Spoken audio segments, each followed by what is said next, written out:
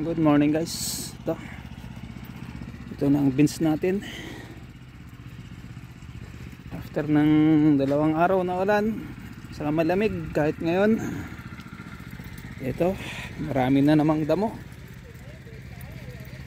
Pero hinahayaan lang muna natin. Kasi basang basa pa. So ito, kakanalan na natin to ng last. Dadaanan pa ng isang kanal to. Saka magsa side dressing na rin tayo. Sprayan na natin ng 100% na pambulaklak. Kasabay niyan next week. Kasabay ng ating green peas. Yan ang update dito. Ayan, nag-aararo na rin yung katabi natin. Magtatanim na siguro yan. Yan o, kita nyo, dami na namang damo. Ito na yung ating repolyo. So ayan ang harvestan natin guys.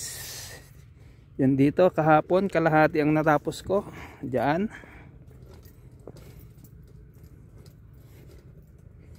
So dito yung natapos ko kahapon. So dito tayo mag-harvest. Ayan o, may ano tayo diyan, may marking. Dito yung timba natin. Kaso doon tayo sa dulo, papunta rito sa gitna. Iwan ko lang kung pupunta si Mrs.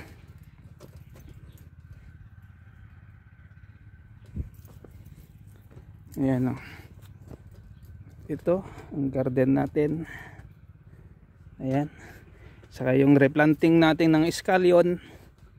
Ayan guys. Okay naman. Upload natin sa short video natin mamaya. Ito ng mais natin. Ayan yung scallion na next na hinukay ko. Ayan na yung pinakapuno niya. Ayan o, may mga na lumabas na o. Yung mga nauna noon nandun sa sa may talong. Yan siya guys, o yan. Ito naman, ewan ko anong klaseng sibuyas to. Si Mrs. naman ang may tanim nito. Saka yan o.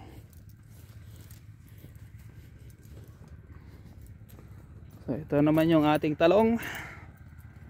At ito naman ang harvestan natin mamayang hapon kung matapos natin doon. Kung pupunta si Mrs. baka maabot tayo rito sa banda rito sa harap. So dito naman tayo mag-umpisa sa hapon kung kasi yung repolyo naman natin waiting lang kung may bibili, may order, mag-harvest. Ito na yung una nating tinanim. At yung di ko pa tinanggal kasi noon dati mayroon, kaso ayan wala na, so tatanggalin na natin yan. Ito guys, lumaki naman yung bunga kahit pa paano. Ayan ayan 5. Ito isang sanga.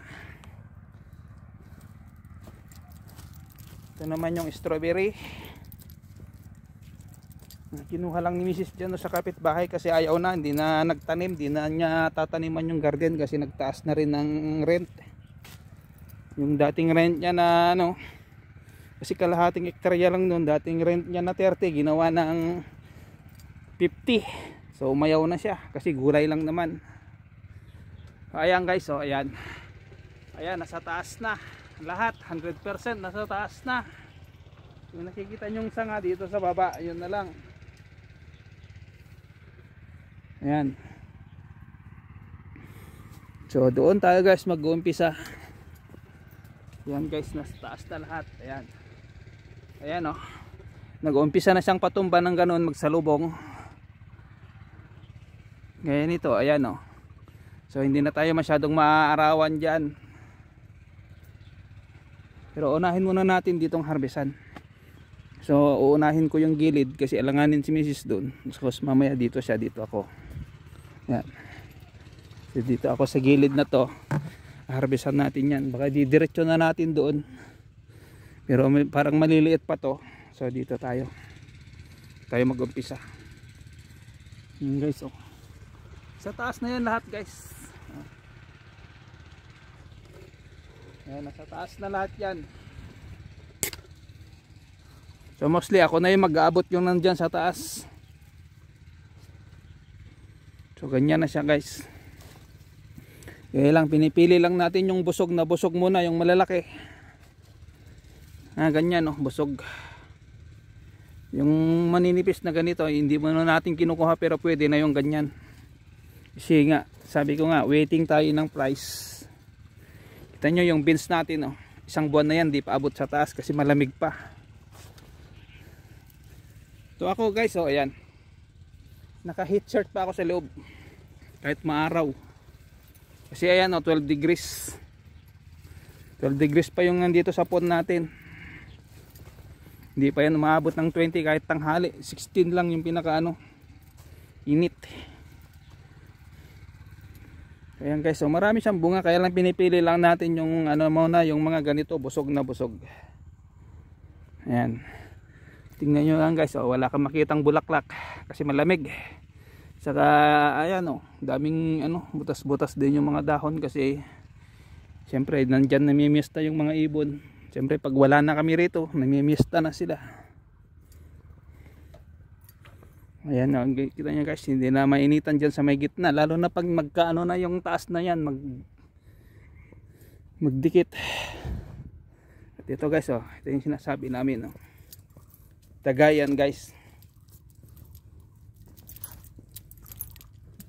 Yan, doon sa sumulpot na natin kung saan siya ng butas. Yun yung klaseng daga na namubutas, yan yung sinusundan ng ahas. Yan ang favorite na daga ng ahas. Kasi kinakain yan guys, yung sa ilalim, yung mga roots. Yan guys, so mga ganyan, oh. Ang kukunin natin mga ganito, malalaki. So ito, last tayo dyan kasi ayun yung timba. So dito tayo. Pag natapos natin to hanggang tanghali, bahala na mamayang hapon kung kung walang mag-order ng repolyo, baka mag-harvest tayo rito maghapon. So guys, thank you. Tayo ay mag-harvest na. Mag-harvest na tayo. Yan, kung kita nyo, oh, ayan, lampas na lahat sa taas. Pero yung beans natin nandyan, maliliit pa rin. So guys, thank you. Mabay na at good morning dahil tayo ay magla-live na.